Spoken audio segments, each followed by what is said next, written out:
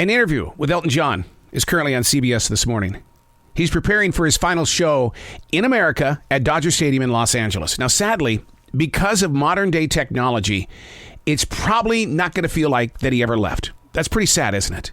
And the reason why is because YouTube, iHeart, iTunes, and others, the music will always be readily available to our thirsty habits of wanting things right now. Truly losing an artist like Michael Jackson, Prince, Eddie Van Halen, and others has been an eye-opener in my heart because I've not had the types of conversations my parents had when they lost their legends. For that matter, look at how we continue to support the one-hit wonders. Someone like Rick Astley, Never Gonna Give You Up. This song is still huge on my dance floor. So as I listen to this Elton John interview on CBS, I ache in spirit, but know in reality that I'm only 5 seconds away from the Rocket Man being on my smartphone. Hey, it's Arrow. This is The Daily Mess, a chronological walk through an everyday world. I am a daily writer, a silent wolf. I love to sit in the underbrush and watch the world and then write about it. Because somewhere within that word, that experience, that message, there's going to be something that we can use as a tool. This is The Daily Mess. The nation's very first major snowstorm of the season is hitting the East Coast right now. Embracing winter. My God in heaven, it is a real mood stealer. I left Montana for a reason, and I ain't going back because I can't do winter. I just can't do it. Now, my heart isn't frozen here in Carolina, but it's always planted in the soils of those fighting for their country in Ukraine. I know we've heard the stories that Russia has pulled away from certain areas in Ukraine, but the story remains that the war will continue through their brutal winter. And that's constantly on my heart. Their brutal winter.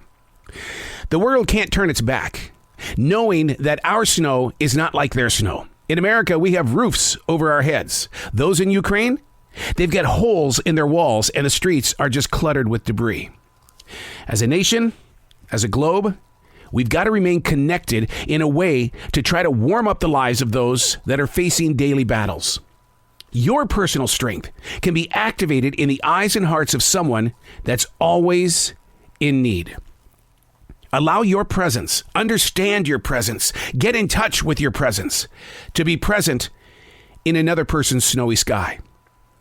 Because together, we can all be warm. A lot of weight? Do you ever think about what's going on in someone else's life? I don't want to say it's always about me. But when I do get into those mood swings where I am trying to protect me, it's like, wait a second. Don't do that. That's when the awareness alarm goes off and says, it ain't about me. So get out of that mindset and let's figure out how you can take your situation and turn it into a tool for someone else. It's like finding the needle in the haystack. I talked about this the other day. Okay, what are you going to do when you find the needle in the haystack? Are you going to use it to mend what is broken? Or do you throw it back into the haystack, believing that you're going to find it again? What are you going to do with those moments where you're cold, where you're not so friendly to others?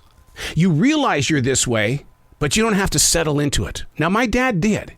My dad was very cold, and as the years went by, we understood why. It was because he fought in World War II. He just didn't want to speak about what he went through. My God, I was talking with a U.S. soldier today, and I talked to him about my dad's situation because this U.S. soldier has gone out there and released a brand new book. And in this book, he talks about how you can't stay silent. You can't put yourself in a cold situation. So when we're talking about snow in the daily writing, we envision the snowflakes and how cold things are. But the thing is that we're also cold in spirit. The man that I was talking to was David Bellavia. David Bellavia has a brand new book. This guy is the only living Iraqi War Medal of Honor winner. And he's the author of this brand new book called Remember the Ramrods. And when you hear his story and the way that this collection of individual people from all corners of this nation came together 15 years after he was awarded that medal, you realize it's not about me, that we need each other.